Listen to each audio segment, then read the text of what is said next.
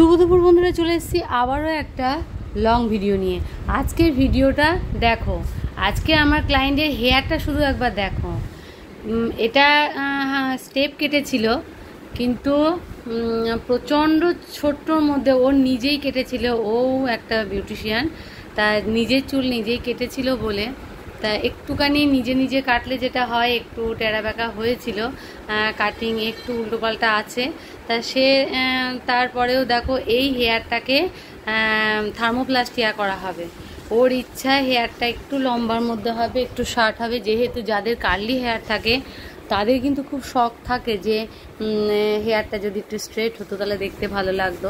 তাই সেই অনুপাতেই আমাকে এসে বলেছিল যে হেয়ারটা যাতে স্ট্রেট হয় আমি সেটাই করব। তা আমি যাই হোক ওকে একটা বললাম যে ও যেহেতু আমাদের এই প্রফেশনাল মধ্যেই জড়িত, যে থার্মোপ্লাস্টিয়া করো, ওটাই খুব ভালো কাজ হবে।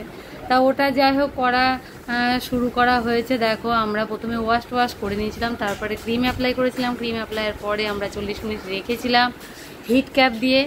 তারপরে আমরা দেখো এবার আয়রন শুরু করেছি। আয়রন করতেই যত সময় নেয়, এই আয়রনের পেছনে প্রচুর সময় যায়। তা দেখো যেহেতু অল্প অল্প পাট করে হেয়ারটাকে আয়রন করা হয়, যার জন্যে অনেকটাই সময় নেয়। তা এই ছোট হেয়ার ছিল বলে অতটা সময়কাল লাগেনি, কালকে তাড়াতাড়ির মধ্যেই হয়ে গেছিল। তা তারপরে দেখো মোটামুটি আমি ওকে ধরেছিলাম 6টা 6:30 হয়তো হবে, আর এদিকে 9:30 মধ্যে 10টার মধ্যেই কমপ্লিট হয়ে গেছিল, যেহেতু ছোট হেয়ার ছিল বলে। তারপরে দেখো পুজোর যেহেতু এখন এই থার্মোপ্লাস্টিয়ার উপর সত্যি হেয়ারটা খুব সুন্দর হয়। দেখো হেয়ারটার অনেক পরিবর্তন হবে, দেখতে মানে হেয়ারটা কতটা যে চেঞ্জ হলো তোমরা দেখলে অবাক হয়ে যাবে। খুব সুন্দর দেখো, পুরো হেয়ারটা ওই রকমের একটা কার্লি হেয়ার ছিল। হেয়ারটা যারা দেখেছো তারা বুঝতে পারছো।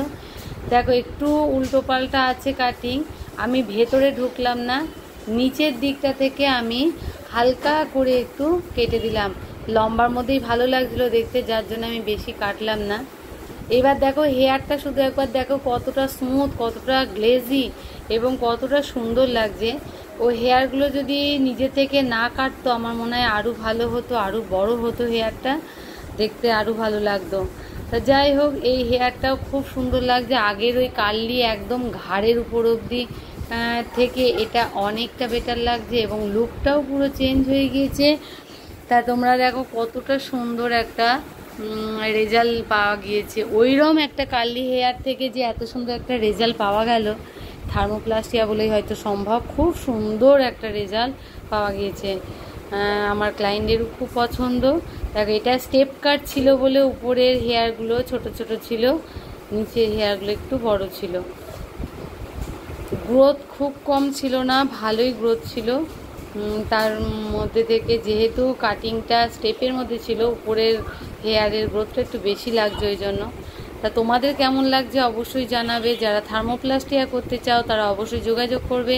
থার্মোপ্লাস্টিয়া, ন্যানোপ্লাস্টিয়া, বোটক্স, ক্যারোটিন বোটক্স যেটাই করো না কেন, সময় নিয়ে আসতে হবে হাতে, আর একটু কন্ট্যাক্ট করে নিলে আমার মনে হয় ভালো হবে।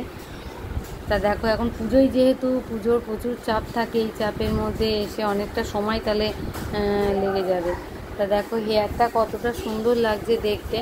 আগেকার হেয়ারের কথা ভাবো আর এই হেয়ারটাকে দেখো শুধু একবার, কতটা পরিবর্তন করা গেল হেয়ারটাকে। দেখো কতটা গ্লেজি লাগছে হেয়ারটাকে, একদম স্ট্রেট।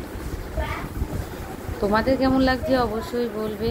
এটা হচ্ছে Krishnanagar Chakerpara Adima ladies beauty parlour, একদম চকেরপাড়া বারোয়ারির সন্নিকটে, একদম কাছেই পাশে। তা আজকের মতো টাটা। ভিডিওটা পুরোটা দেখলে খুব ভালো লাগবে।